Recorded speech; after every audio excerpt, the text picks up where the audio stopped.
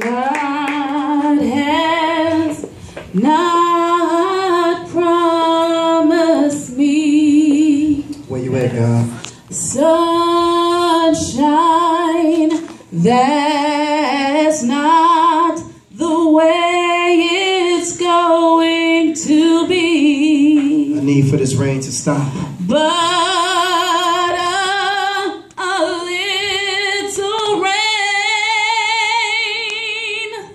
mixed with God's sunshine, a little pain makes me appreciate the good times.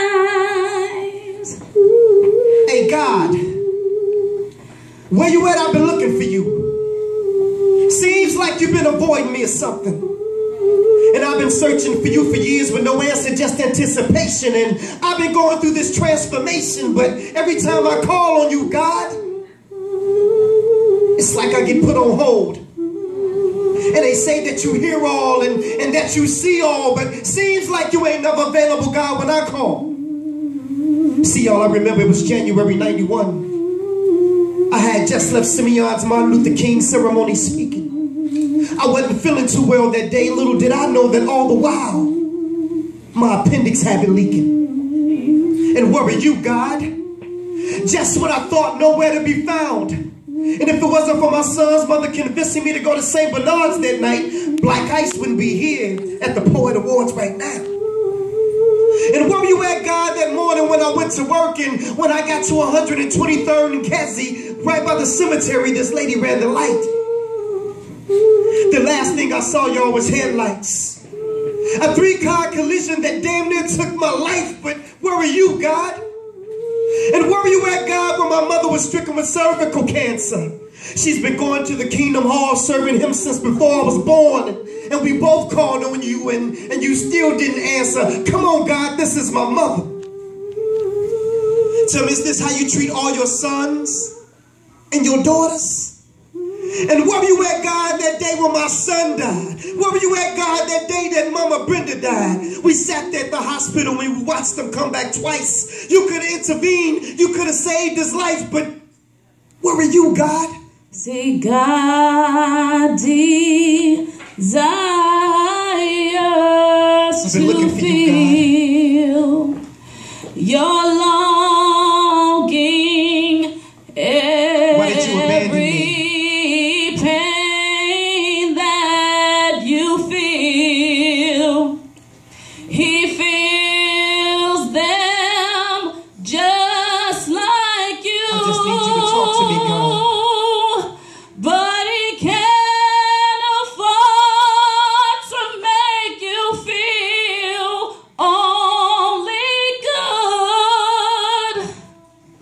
He said, "Cause then you can appreciate all of the good times and be." He said, "Okay, my son, I've heard enough. Now I know that times for you have been rough, but son, where's your faith? Seems like you only seek my face when you need me, for I am a full-time God, my son. Do you really believe in me? Well, if so, then you would know that I am the creator of the universe. All that you see from the highest heights of heaven to what you have discovered beneath the earth. See, I am the God of Abraham, Isaac, and Jacob. I am the God of Moses, Lot, and David. I am the one who made Solomon wise. I put Noah in the ark before the waters could rise. I gave Samson the strength to destroy the Philistines with no eyes. I am the smooth stone that David slung that smote Goliath in the head. The cracks that come on the walls of Jericho, the same one that rose Lazarus from the dead.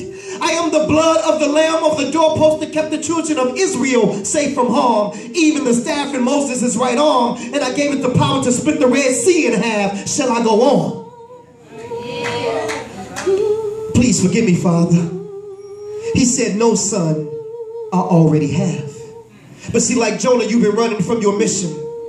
I've been trying to reach you and speak to you for years, but your ego just wouldn't let you listen. When your appendix was spreading poison through your body, I was the voice that spake to your son's mother, warning you. And do you remember what you promised me, my son? Yes, Lord, I do. I promise you that if you allowed me to make it through, that I would turn my life over to you. But what did you do? You continued to play. So I spoke to you again in the form of a three-car collision, but I allowed you to walk away that day. And have you ever asked yourself the question why the accident was by a gravesite? I was showing you that the road that you were traveling on ended at the cemetery if you didn't change your life. But you still didn't listen. And as for your mother's cervical cancer, I am the reason why your mother's cancer is in remission. And I know your son's gone. And I know Mama Brenda's gone. But their bodies were sick, so I relieved them of their pain and I called them home. And yet and still I stayed by your side all those moments that you felt alone, yet you still rejected my truth. If you only could have put your ego to the side and listened to all those whom I sent to you. Lord, you mean to tell me what all the while I was waiting to hear from you? You were sending me messages through all those whom I rejected? Yes, my son, this is true. And instead of focusing on the outside, submit to the truth that you find inside. For Satan is the one who subtracts and divides, but I am the one who adds and multiplies. I'm telling y'all, he opened my eyes. And so to those of you who can't accept the truth, because your ego won't allow you to accept who the truth is coming through, take this as a lesson. Because see, God just ain't using these pastors today, because asking some of these pastors questions is just like asking blind men for directions. But it's the truth that counts. And see, family, in this case, my ego just wasn't my ego, but my ego was easing God out.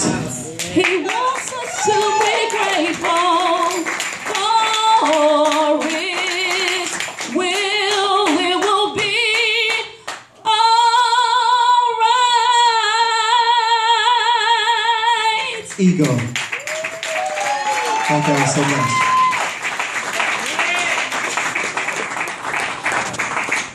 We are about to close out our show.